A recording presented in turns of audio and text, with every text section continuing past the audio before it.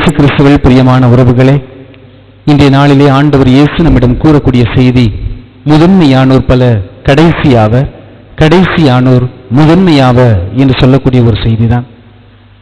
இன்று நாம் சிந்திக்க இருக்கக்கூடிய தலைப்பு, நாம் யாரால் இயக்கப்படுகிறோம் என்பதுதான்.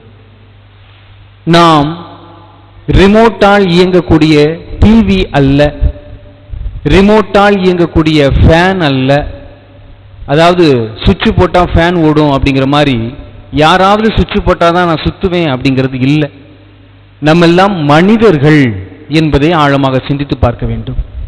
எனக்கு கோபம் வருகிறது என்றால் அது நிதானமாக நின்று, ஏன் எனக்கு கோபம் வருகிறது, இந்த கோபம் யாரிடம் இருந்து என்னிடம் அனுப்பப்படுகிறது என்பதை சிந்திக்க வேண்டும். கோபம் இரண்டு வகைப்படும். ஒன்று நேர்மறை, இன்னொன்று எதிர்மறை, மூணாவது ஒன்று இருக்கிறது, அது சுயநலத்திற்காக கோபம். நேர்மறையான கோபம், ஆண்டவர் இயேசு கிறிஸ்து ஆலயத்தில் புறா விற்பவர்களையும் நாணய மாற்றுவர்களையும் பார்த்து சாட்டையை பின்னி சாத்துன்னு சாத்துறது நேர்மையான ஒரு கோபம். எதிர்மறையான கோபம் ஏரோதுக்கு வருகிறது. நான் ஒரு அரசன் இருக்கும்போது இந்த ஞானிகள் யாரை தேடி வணங்க செல்கிறார்கள் என்ற எதிர்மறையான கோபம். ஏனென்றால் நான் மட்டும்தான் அரசனாக இருக்க வேண்டும், பிறர் எவனும் வரக்கூடாது என்பதில் கங்கணம் கட்டி கொண்டு இருந்தவர் ஏரோது என்று பார்க்கிறோம். சுயநலத்தால் கோபம். சுயநலத்திற்காக கோபப்பட்டவர்களில் 12 சீடர்களில் ஒருவர் யூதாசு இஸ்காரியோத்து. சுயநலம், நான் பணம் சேர்க்க வேண்டும், என் நலத்திற்காக சேர்க்க வேண்டும் என்ற ஒரு சுயநல போக்கோடு யூதாசு சேர்த்தார்.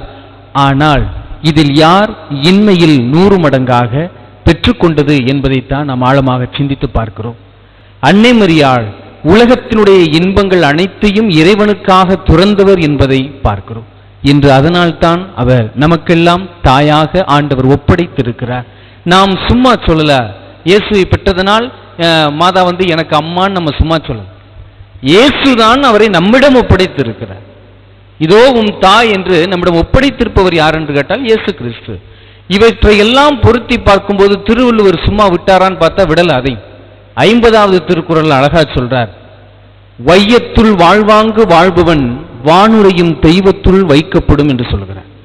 இந்த உலகத்தில் முறையாக வாழக்கூடிய ஒவ்வொருவரும் வானுரையும் தெய்வத்தினுடைய அருகில் நிகராக வைக்கப்படுவர் என்று திருவள்ளுவர் அழகா சொல்றார். எனவே இந்த மண்ணுலகில் நான் எப்படி வாழ்கிறேன், என்னை இயக்கக்கூடியது யார்? இப்ப பூச வந்திருக்கிறீங்க, திருப்பலிக்கு வந்திருக்கிறீங்க, எப்படிப்பட்ட மனநிலையோடு நான் வந்திருக்கிறேன், எப்படிப்பட்ட மனநிலையோடு மீண்டும் நான் வீட்டுக்கு போறேன், இதுதான் முக்கியம். பூசைக்கு வர்றோம், திருப்பலிக்கு வர்றோம், வர்ற மாதிரியே திரும்பி போனோம் அப்படின்னா அதுக்கு பழமொழி சொல்லப்பட்டதுதான், பழைய குருடி கதவை திறடி, முடிஞ்சு போச்சு. நான் கோபத்தோடே வருகிறேன், மீண்டும் கோபத்தோடே செல்கிறேன். என் மனைவி கணவரோடு சண்டையிட்டு கோயிலுக்கு வருகிறேன், மீண்டும் சென்ற பிறகு சண்டையிட்டு கொண்டிருக்கிறேன். நம்ம உண்மையிலே பக்தியா இருக்கிறோமா இல்லையாங்கிறத தாய் தகப்பன் எளிதா அவங்க பக்தியா இருந்தாங்களாங்கிறத கண்டுபிடிச்சிடலாம். வீட்டில் சொல்லிட்டு வந்திருப்பாங்க பிள்ளைங்கள்ட்ட, நான் கோயிலுக்கு போயிட்டு வருவேன், அதுக்குள்ள வீட்டை கூட்டி வச்சிரு அப்படின்னு சொல்லுவாங்க. இவங்க கோயிலுக்கு வந்துட்டு வீட்டுக்கு போவாங்க, வீட்டில் குப்பையாத்தான் இருக்கும், வீட்டை கூட்டி வச்சிருக்க மாட்டாங்க. உடனே உள்ளுக்குள்ள சாத்தான் இறங்கிடுவான்.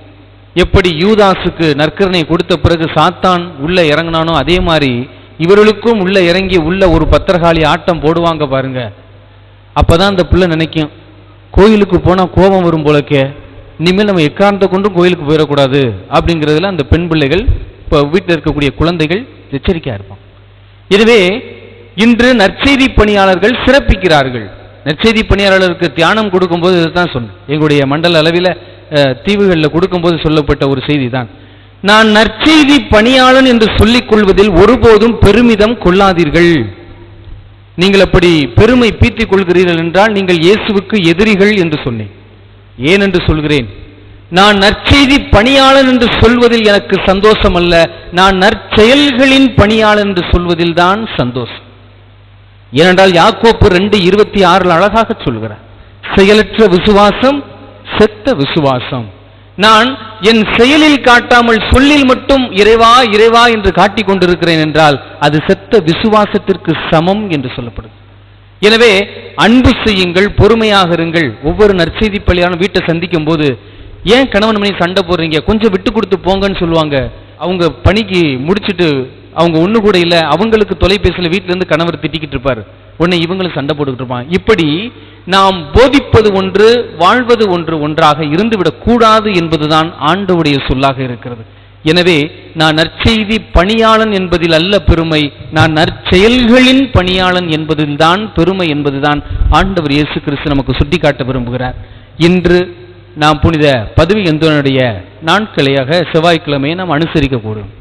இவர் ஒரு நற்செய்தியாளர்களின் பணியாளர் மட்டுமல்ல, இறைவனுடைய தூதன், அன்னை மரியாவுடைய சீடன் என்று சொல்லிக் கொள்வதில் தான் பெருமை.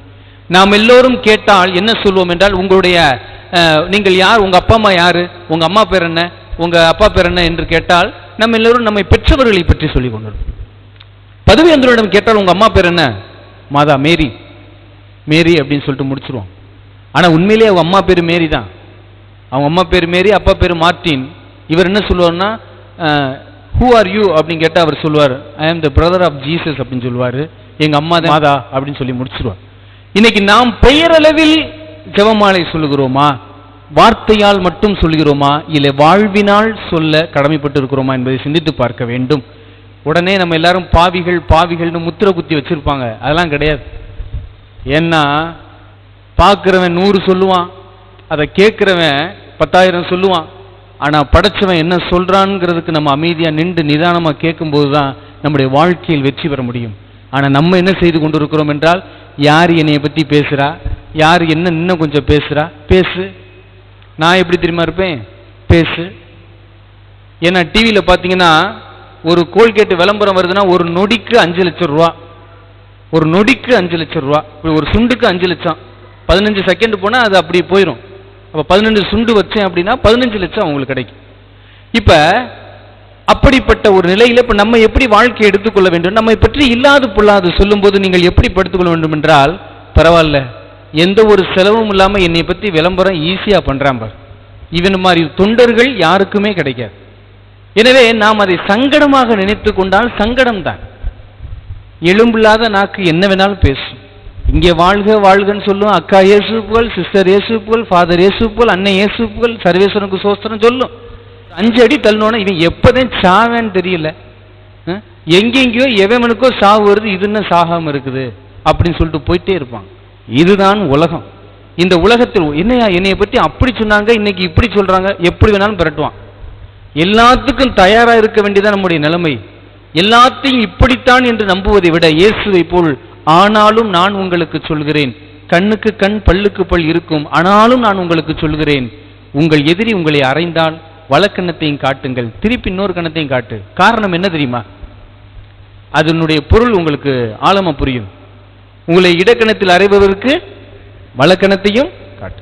நீங்க காட்டிக்கிட்டே இருங்களே, அவன் அடிச்சுக்கிட்டே இருப்பான். ஒரு கட்டத்தில் என்ன பண்ணுவான், அவனுக்கு என்ன வரும், என்ன வரும், அப்படியே சோர்ந்துருவான், தளர்வு வந்துடும், ஒரு ஓய்வு எடுக்கக்கூடிய நேரம் வந்துடும். அப்ப நமக்கு மொத்தமும் சேர்த்து வரும் பாருங்க ஒரு கோபம். ஒரு அடி அடிச்சோம்னா அவன் என்ன பண்ண முடியாது, வாங்கிக்கிட்டே இருங்க. ஆனா திருப்பி அடிக்க வேண்டியது நம்ம வேலை இல்லை, இறைவனுடைய வேலை. இறைவன் தான் திருப்பி அடிப்பார். அதனால தான் செய் வினை என்றால் என்ன, செய்யப்படுவனுக்கே திருப்பி வந்து சேர்வதுதான் செய் வினை என்று சொல்லப்படக்கூடியதாக இருக்கிறது. எனவே நாம் அந்தோனியாரை பற்றி அந்த நவநாளை இன்று கவனிக்கிறோம். அவருடைய வாழ்க்கை வரலாறுகளை பற்றி நாம் பார்க்கிறோம். 7 வயசில் நடந்த புதுமையை நான் உங்களுக்கு சொல்லி இருக்கேன் என்று நினைக்கிறேன். வெள்ளிக்கிழமை வயலுக்கு அப்பா சொல்றார், வயலில் போய் பார்த்துக்கொள், கதிர்களை பறவைகள் மேய வருகிறது, பார்த்துக்கொள் என்று சொல்லுகிறார். தவக்காலத்திலே வெள்ளிக்கிழமை சிலுவை பாதைக்கு செல்ல வேண்டும் என்று அந்தோனியார் காத்து கொண்டிருக்கிறார். ஆனால் அப்பா இப்படி சொல்லுகிறாரே என்று அப்பாவினுடைய சொல்லை கேட்பதா இல்லை இறைவனை போய் சந்திப்பதா என்று அந்தோனியார் புலம்பிக் கொண்டிருக்கிறார். இருந்தாலும் தகப்பனுடைய பேச்சை தட்டாது கேட்கக்கூடிய அந்தோனியார் விரைவாக தோட்டத்திற்கு செல்லுகிறார். அங்கு பறவைகள் வராமல் பார்த்துக் கொள்ளுகிறார். கண்ணீரோடு நிற்கிறார். உடனடியாக கரங்களை விரித்து வேண்டுகிறார், அப்பா தந்தையே, இந்த பறவைகள் வருவதெல்லாம் நீர் அந்த கோட்டைக்குள் பூட்டி வைத்துக்கொள், நான் அதற்குள் சிலுவை பாதைக்கு சென்று வந்து விடுகிறேன் என்று சொல்லி பதுவேந்தனார் முழங்கால் படியிட்டு கரங்களை விரித்து வேண்டுகிறார். ஏனோ அவருடைய ஜெபம் உண்மையான ஜெபமாக இருந்ததனால் வானதூதர்கள் புடைசூழ வந்து பறவைகள் அனைத்தையும் ஒரு கோட்டைக்குள் பூட்டி வைத்து விட்டு போனார்கள். விரைவாக அந்தோனியார் நான் கோயிலுக்கு செல்கிறேன் என்று சென்று சிலுவை பாதையை முடித்துவிட்டு மகிழ்ச்சியாக வருகிறார். அவருடைய தகப்பனார் மார்ட்டின் கம்போடு காத்து கொண்டு நிற்கிறார். இந்த வடவா ராஸ்கோல இங்கே நிக்க சொன்னதுக்கு இவன் எங்கே போனான்னு தெரியலேன்னு சொல்லிட்டு அப்பா அடிக்கிறதுக்கு ரெடியா நிற்கிறார். பதுவேந்திரர் பார்த்துட்டார் அப்பாவை. உடனே அப்பா பார்த்தோன்னே பம்முறார். வந்துட்டு என்னப்பா அப்படின்னார். அப்பா பேசுறவே இல்லை, அப்பா அடிக்க தான் தொடங்கினார். கம்பை எடுத்து பதுவேந்திரனை அடிக்க அடிக்க பதுவேந்திரர் ஒன்றுமே சொல்லவில்லையா, அமைதியாக நின்று கொண்டு இருந்தார். அப்ப முடிச்சுட்டு எங்கடா போனேன் அப்படின்னு கேட்கும்போது, நான் கோயிலுக்கு போயிருந்தப்பா, ஏசப்பாவோட நானும் சேர்ந்து நடந்து போனேன்ப்பா அப்படி சொல்லுவேன். நம்மலாம் சொல்லுவோம் சிலுவை பாதைக்கு போயிட்டு வந்தேன் அப்படின்னு சொல்லுவோம். ஆனால் அவர் சொல்லுவார், நான் சிலுவை பாதையில் பங்கேற்று வந்தேன், இயேசுவோடு பயணித்து வந்தேன் என்று சொல்லி முடிப்பார். அப்படி சொல்லி முடிக்கும் போது தகப்பனார் சொல்லுவா, உன்னை இங்கே தானே இருக்க சொன்னீங்க, ஏன் அங்கே போனாய்? பறவைகள் வந்திருந்தால் என்ன பண்ணியிருப்பாய்? வந்துச்சுப்பா, பூரா ரூமுக்குள்ள கிடக்கு, போய் திறந்து பாருங்க அப்படின்னு சொல்லும்போது அவர் தகப்பனார் திறக்கிறார். உள்ள இருந்து பறவைகள் கூட்டம் பயங்கரமாக ஓடுகிறது. உடனடியாக தந்தை குத்துண்டவராய், நான் இப்படி உன்னை அழித்து விட்டேனே, இவன் எப்படிப்பட்ட குழந்தையாக வரப்போகிறானோ என்று தெரியாமல் ஒரு தகப்பன் முழங்கால் படியிட்டு தன் மகனிடம் மன்னிப்பு கேட்கிறார்.